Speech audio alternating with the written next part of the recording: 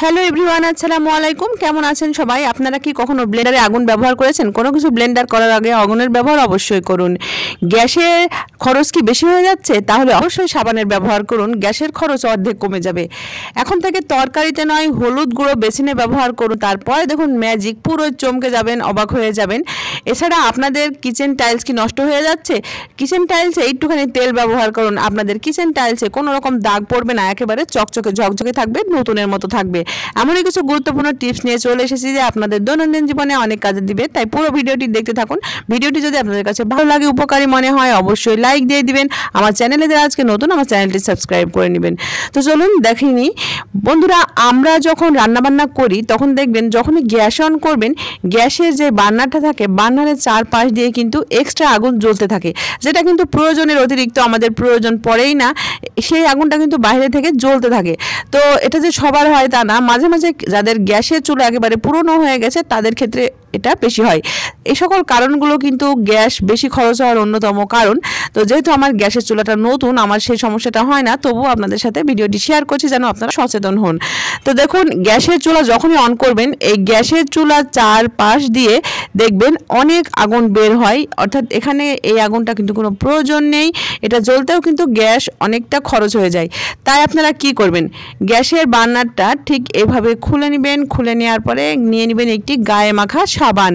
গায়ে মাখা সাবানটা ব্যবহার করতে হবে, এখানে কিন্তু কাপড় ধোয়া সাবান ব্যবহার করলে চলবে না, গায়ে মাখা সাবান কিন্তু সহজেই গলে যায়, তাই গায়ে মাখা সাবানটাই নিয়ে নেবেন।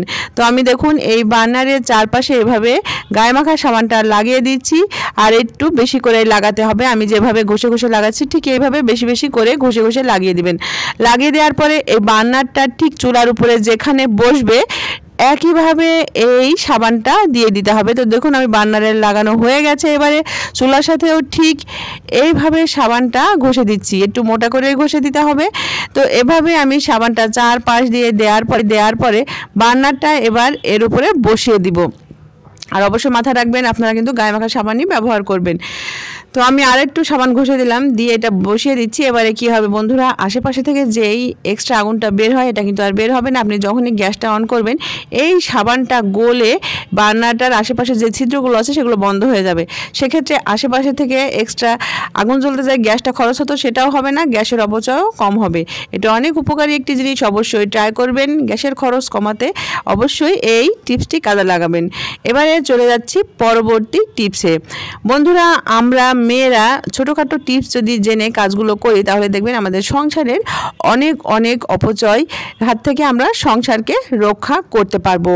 তো এবারে দেখুন বন্ধুরা, আমরা বাজার থেকে যখন দেখা যায় কোনো লুজ জিনিস কিনে নিয়ে আসি, যেমন সেটা ডাল হতে পারে, জিরা হতে পারে বা অন্য কিছু, তখন দেখা যায় এরকম প্যাকেটে আমরা নিয়ে আসলে প্যাকেটে এমনভাবে গিট লাগিয়ে দেয় যে গিটটা বাসায় এসে আর খোলা যায় না। তো আমরা দেখা যায় এই প্যাকেটটা কাজে লাগাতে পারি, অনেক সময় কিন্তু আমরা কাজে লাগাইও। তো যখনই গিটটা খোলা যায় না আমরা কী করি, প্যাকেটটা ছিঁড়ে ফেলি। তো প্যাকেটটা ছিঁড়লেও কিন্তু দেখা যায় আমাদের প্যাকেটটা কাজে লাগানোর ইচ্ছা থাকলেও কাজে লাগাতে পারি না। তো আপনি এই গিটটা কীভাবে খুলবেন? আমি এখানে নিয়েছি কাঁটা চামচ। আমাদের সবার বাসাতে যে কাঁটা চামচটা রয়েছে সেই কাঁটা চামচটাই আপনারা ইউজ করবেন। দেখুন আমি দুটো কাঁটা চামচ নিয়েছি, নেওয়ার পরে আপনারা যেখানে গিটটা লাগানো হয়েছে দেখবেন দুটো সাইড থাকে। তো গিটের এই দুই সাইডে কাঁটা চামচের যে কাঁটাগুলো আছে এইভাবে এর ভিতরে দিয়ে দিতে হবে। দেওয়ার পরে আস্তে করে যদি টান দেন দেখবেন খুব সহজেই কিন্তু এই গিটটা খুলে যাবে, আপনাকে আর কষ্ট করতেই হবে না।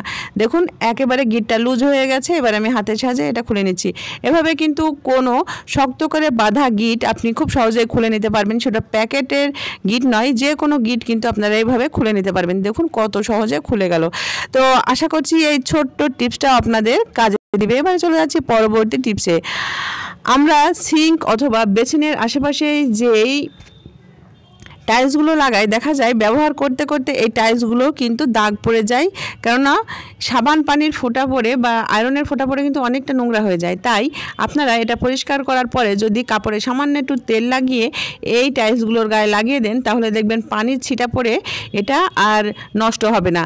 এখানে পানির ছিটা পড়লেও পানির ছিটা খুব সহজেই নেমে আসবে, সেক্ষেত্রে কিন্তু এখানে লেগে না থাকলে কিন্তু দাগটা আর বসে যাবে না। এভাবে কিন্তু আপনারা সিঙ্ক অথবা বেসিনে যে ওয়াল টাইলসগুলো থাকে আপনারা খুব সহজে সহজেই এইভাবে পরিষ্কার রাখতে পারবেন।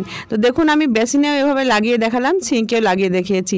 তো এভাবে আপনারা শুকনো টাইলসেই লাগাবেন যেন ভেজা না থাকে, তাহলে কিন্তু কাজ হবে না।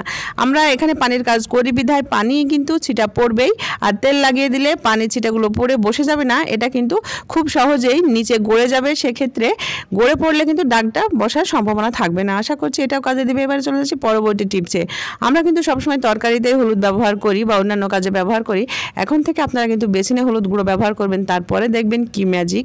এখানে আমি হলুদ গুঁড়ো দিয়ে দিলাম, সামান্য একটু মরিচের গুঁড়ো দিয়ে দিলাম, আর দিয়ে দিচ্ছি এখানে ট্যাবলেট। আপনার বাসায় থাকা যে কোনো ট্যাবলেট ব্যবহার করতে পারেন, তবে এক্সপায়ার ডেট পার হওয়া ট্যাবলেট দিলে বেশি ভালো হয়, কারণ এই ট্যাবলেটটা আমাদের তো আর কোনো কাজেই লাগবে না। পাশাপাশি এই ট্যাবলেটটা আমি এভাবেই কিন্তু কাজে লাগাতে পারি।